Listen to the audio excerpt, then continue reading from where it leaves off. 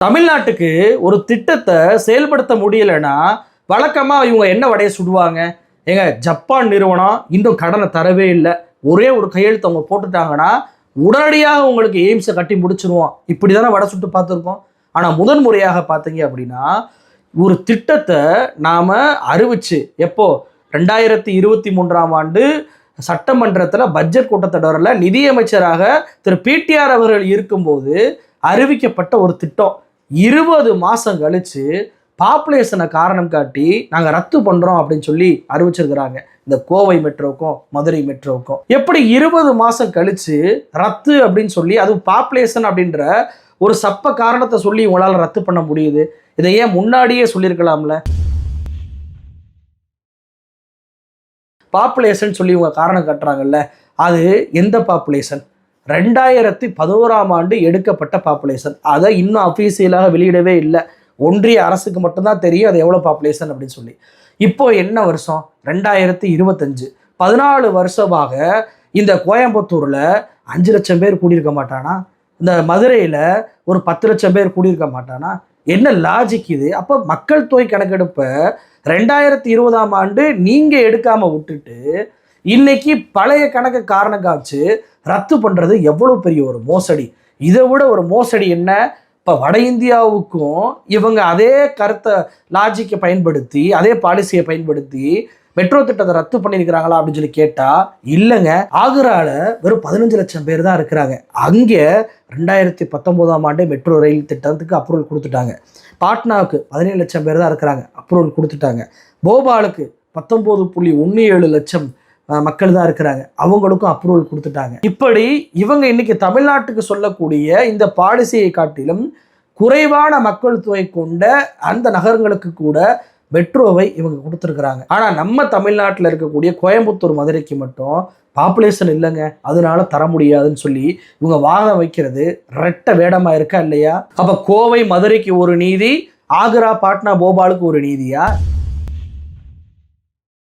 சரிங்க, மக்கள் தொகை இல்லை அப்படின்றத ரிப்போர்ட்டோட முதல் பக்கத்தை பார்த்தாவே தெரியும்ல. கோவை மதுரைன்னு சொல்லி போட்டு தானே கொடுத்துருப்பாங்க. ஏங்க, 2011 படி கோயம்புத்தூரில் அந்த உரிய மக்கள் தொகை 20 லட்சம் பேர் இல்லை, மதுரையில் இல்லை அப்படின்னு சொல்லி மறுநாளே நீங்கள் வந்து ரிஜெக்ட் பண்ணியிருக்க வேண்டியதானே? ஏன் பண்ணலை? ஏன் 20 மாதங்களாக ரிஜெக்ட் பண்ணாமல் வச்சுருந்தீங்க? இத்தனைக்கும் 2024 பிப்ரவரி மாதம் கூடுதல் டாக்குமெண்ட்டை நீங்கள் கொடுக்கவே இல்லை, அதை கொடுங்கன்னு சொல்லி கேட்டு வாங்கினாங்க. நம்மளுடைய தமிழ்நாடு அரசு கூடுதல் டாக்குமெண்ட்டை இணைச்சு டிசம்பர் 2024 இந்த மெட்ரோ நிர்வாகத்திற்கு அனுப்பி வச்சாங்க. இது போக மார்ச் 2025 பார்லிமெண்ட்டில் வச்சுமே கோவை மெட்ரோ எப்போ வரும், மதுரை மெட்ரோ எப்போ வரும்னு கேட்டதுக்கு அண்டர் கன்சிடரேஷன் அப்படின்னு சொல்லி இந்த ஒன்றிய பாஜக அரசு பதில் கொடுத்துருக்குறாங்க. நம்மளுடைய எம்பியாக இருக்கக்கூடிய திருச்சி சிவாவாக இருக்கட்டும், ராஜேஷ்குமார் எம்பியாக இருக்கட்டும், இவங்க அத்தனை பேருமே இந்த கோவை மெட்ரோ மதுரை மெட்ரோவுக்கு நிதி கேட்டு அந்த திட்டத்திற்கு அப்ரூவல் கேட்டு பேசக்கூடிய வீடியோக்களை எல்லாம் இன்னைக்கு நீங்கள் யூடியூபுக்கு போனால் பார்க்க முடியும். அப்போது இங்கே பார்த்த உடனேயே ரத்துன்னு சொல்லலை, டாக்குமெண்ட் எல்லாம் வாங்கியிருக்கிறாங்க. மார்ச் மாதம் அண்டர் கன்சிடரேஷன் சொல்லியிருக்கிறாங்க. நம்ம எம்பிக்கள் நாடாளுமன்றத்தோட குரல் கொடுக்கும் போதும் கூட இல்லை, அது பாப்புலேஷன் இல்லை அப்படின்ற வார்த்தையும் சொல்லலை. ஆனால் இன்னைக்கு மட்டும் ஏன் அந்த வார்த்தையை சொல்கிறீங்க? அப்போ மோடி கோயம்புத்தூருக்கு வரும்போது ஒரு நாள் முன்பே இரவோடு இரவாக ஏன் அதை அறிவிக்கணும்? அப்போ தமிழ்நாட்டு மக்களை நீங்கள் சீண்டி பார்க்குறீங்களா இல்லையா? தமிழ்நாட்டு மக்களுடைய உணர்வுகளோட மோதி பார்க்குறீங்களா இல்லையா? தமிழ்நாட்டு மக்கள்கிட்ட இருந்தானே ஜிஎஸ்டி வாங்குறீங்க, தமிழ்நாட்டு மக்கள்கிட்ட இருந்தானே இன்கம் டேக்ஸ் வாங்குறீங்க.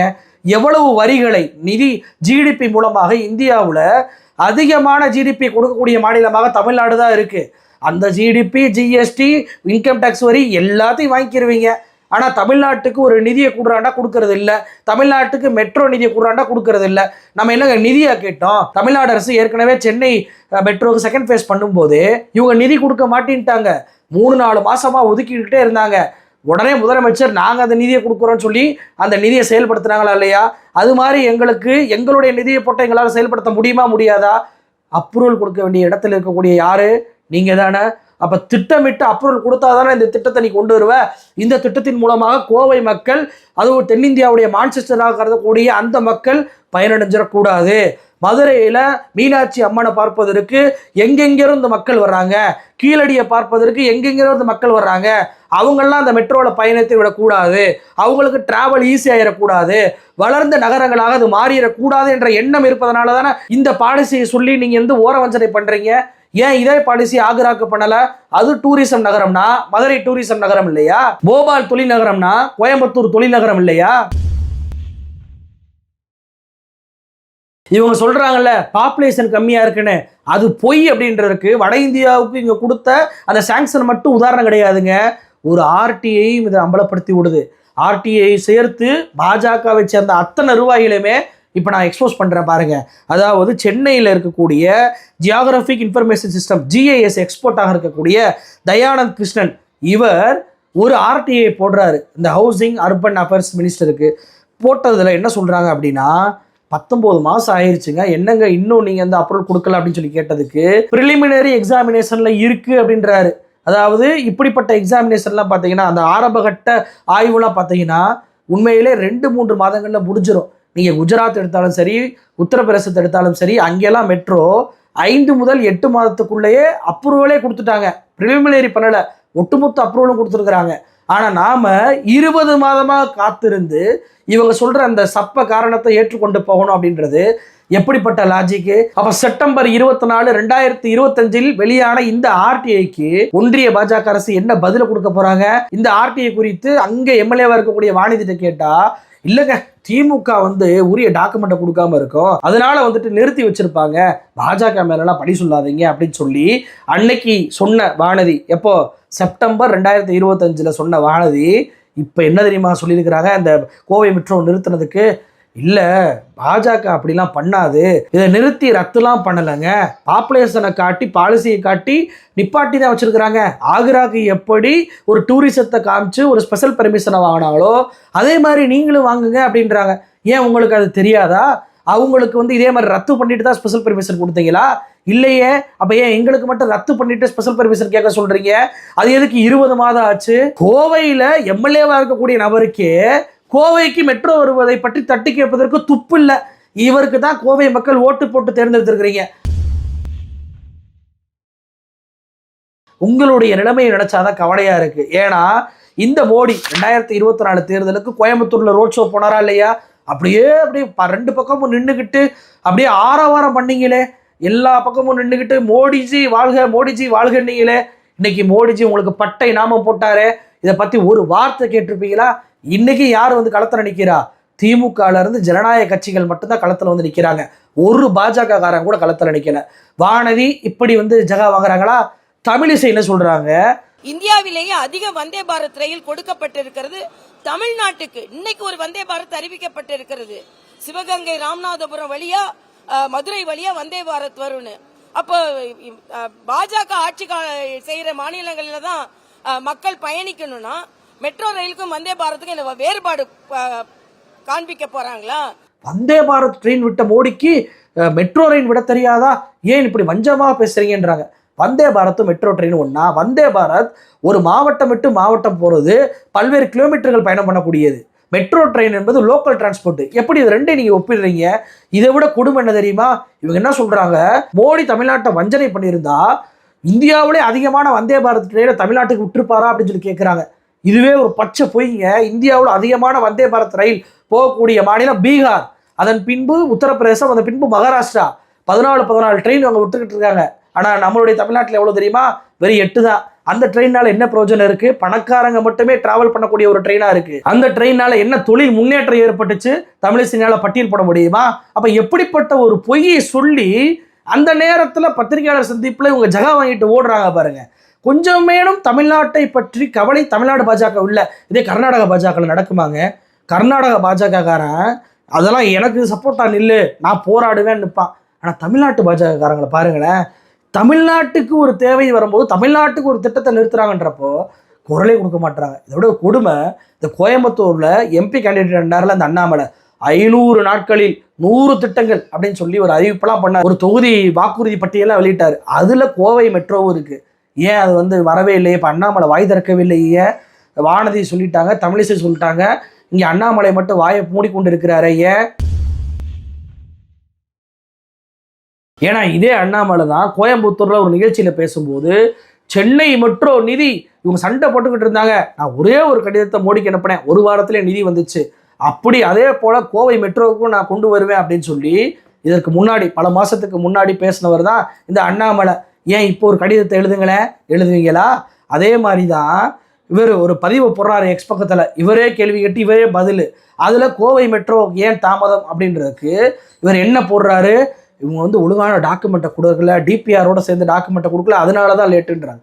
இன்னைக்கு ரத்துன்னு சொல்லிட்டாங்களே, டிபிஆர் டாக்குமெண்ட் இல்லைன்னா சொல்லலையே, பாப்புலேஷனை காரணம் காட்டி ரத்து பண்ணியிருக்கிறாங்களே, அண்ணாமலை எங்கே போய் ஓடி ஒளிஞ்சாரு? இன்னைக்கு அவரே கேள்வி கேட்டு அவரே ஒரு பதில் எக்ஸ் பக்கத்தில் எழுதுவாரா? இது வரைக்கும் எழுதவே இல்லை. இதை விட கொடுமை இந்த எடப்பாடி பழனிசாமி 8 வருஷத்துக்கு முன்னாடி சட்டமன்றத்தில் 110 விதியின் கீழே கோயம்புத்தூர்ல மெட்ரோ கொண்டு வருவதற்கான சாத்தியக்கூறுகள் இருக்கான்னு நாங்க ஆய்வு பண்ண போறோம்ல அறிவிப்புலாம் பண்ணியிருக்கிறாரு. அப்படிப்பட்ட எடப்பாடி பழனிசாமி இன்னைக்கு எங்க போயிருக்கிறாரு? இந்த ஒட்டுமொத்த கூடாரமும் இன்னைக்கு போய் மோடியை வரவேற்க போகுது. யார?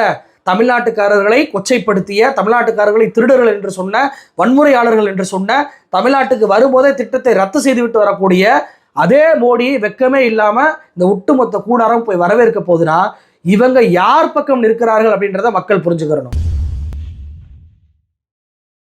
இது எல்லாத்தையும் கூட விட்டுருங்க, இவங்கெல்லாம் பதவியில் இல்லை. அண்ணாமலை ஒரு வெத்து வேட்டு, தமிழிசை ஒரு வெத்து வேட்டு, வானதி ஒரு வெத்து வேட்டுன்னு சொல்லிட்டு போயிடலாம். நிர்மலா சீதாராமன் தானே நிதி அமைச்சர், அவர் கீழே தான் நிதி வந்து எவ்வளவு கொடுக்கணும் வாங்கணும் அப்படின்ற துறை இருக்கு. அந்த நிர்மலா சீதாராமன் கோயம்புத்தூர்ல 2024 செப்டம்பர் மாசம் வர்றாரு. அப்ப வந்துட்டு அவர் என்ன தெரியுமா பேசினார்? ஒரு வீடியோ காட்டுறேன் பாருங்க. கோயம்புத்தூர் கொடுத்தது 20 லட்சம், 20 lakh plus Mudra accounts, 20.5 lakhs அப்படி இருக்கும். நான் டெசிமல் பாயிண்ட் இதுல போடல. 20 lakh பிளஸ் 20 லட்சம் சில்ட்ரன் வச்சுக்கோங்க, 20 point something, 20 லட்சம் முத்ரா அக்கௌண்ட். அவங்களுக்கு 13,180 கோடி ரூபாய் டிஸ்பர்ஸ் ஆயிருக்கு கோயம்புத்தூருக்கு. இவர் என்ன சொல்றாரு? கோயம்புத்தூரில் இருக்கக்கூடிய 20 லட்சம் முத்ரா அக்கௌண்ட்டுக்கு நாங்கள் முத்ரா கடனை கொடுத்திருக்கிறோம் அப்படின்றாரு. அப்ப செய்தியாளர் என்ன சொல்றாரு? கோயம்புத்தூர்ல இருப்பது 34 லட்சம் மக்கள் தாங்க, நீங்க 20 லட்சம் பேர் அக்கௌண்ட் வச்சிருக்காங்கன்றீங்க, கடன் வாங்கியிருக்காங்கன்னு சொல்றீங்கன்னா நான் யோசித்து சொல்றேன்னு சொல்றாரா இல்லையா? அப்போ நிர்மலா சீதாராமன் வாதப்படியே 20 லட்சம் பேருக்கு முத்ரா கடனை கொடுத்துட்டாங்கன்னு வச்சுக்கிறோமே, 20 லட்சம் பேர் இருக்கிறாங்கன்ற ஒத்துக்கிறீங்களா இல்லையா? உங்ககிட்ட டேட்டா இருக்கா இல்லையா? அப்புறம் எதற்காக பழைய டேட்டாவை காட்டி நீங்க புறக்கணிப்பு பண்றீங்க? எதுக்காக ரத்து பண்றீங்க? இதற்கு நிர்மலா சீதாராமன் பதில் சொல்லுவாரா? அப்போ பாப்புலேஷன் சொல்றது எல்லாமே ஒரு வடிகட்டிய போய் தமிழ்நாட்டு மக்களுக்கு நான் வரும்போதே இப்படிப்பட்ட ஒரு மோசமான ஒரு செயலை செஞ்சுட்டு தான் வருவேன், தமிழ்நாட்டு மக்களை நான் அப்படிதான் பார்ப்பேன், தமிழ்நாட்டு மக்களை எனக்கு பிடிக்காது, என் கட்சிக்கும் பிடிக்காது, ஏன்னா பாஜகவுக்கு ஓட்டு போடவே மாட்டாங்க, இவங்க ஓட்டு போட்டது மட்டும் இல்லாமல் இந்திய அளவில் இன்னைக்கு தமிழ்நாட்டுடைய முதலமைச்சராக இருக்கக்கூடிய ஸ்டாலின் அவர்கள் பாஜகவுக்கு எதிராக சில விஷயங்களை காய் நகர்த்திட்டு வர்றாரு, கோர்ட்டுக்கு போய் குட்டு வைக்கிறாரு. இப்படிப்பட்ட தமிழ்நாட்டுக்கு வஞ்சனை செய்வோம், அதுவும் அடுத்த வருஷம் தேர்தலை வச்சுக்கிட்டே அதையெல்லாம் கண்டுக்கிறாம ஒரு பேச்சுக்கு கூட திட்டங்களை அறிவிக்காம வஞ்சனை செய்வோம் என்று வெளிப்படையாக இந்த நாட்டுடைய பிரதம மந்திரியே சொல்றாரு. ஆனால் ஒரு தட்டி கேட்க ஒரு பாஜக காரம் இல்லை. இப்படி தமிழ்நாட்டு மக்களுக்கு ஓர வஞ்சனையை நடத்திட்டு தமிழ் கற்க முடியலையே அப்படின்னு சொன்னா காதுல எங்களுக்கு வந்து தோடு குத்தர, எங்களை ஒன்றும் இழிச்ச வாயின்னு சொல்லலை, எங்களை வந்து வட இந்தியன் வடக்கன்னு சொல்லலை. பீகார் காத்து வீசுது அப்படின்றீங்களே, இங்கே ஸ்டாலினுடைய சூறாவளி தான் வீசுது, இங்கே திராவிட மண்ணுடைய சூறாவளி வீசுது, இங்கே தந்தை பெரியாருடைய சூறாவளி வீசுது. இங்கே பாஜகவால் ஒருபோதும் கால் ஊன்றவே முடியாது. நீங்கள் எங்களை அடக்க தான் நாங்கள் எகிரி எழுவோம். உங்களுக்கு சரியான பாடத்தை கண்டிப்பாக தமிழ்நாட்டு மக்கள் கற்பிக்க தான் போறாங்க. உங்களோடு சேர்ந்து இன்றைக்கு கூஜா தூக்கக்கூடிய அத்தனை பேருக்கும் சரியான பாடம் என்பது தமிழ்நாட்டு மக்களால் கொடுக்க தான் போறாங்க அப்படின்றதான் என்னுடைய எல்லோருடைய பார்வை. நன்றி.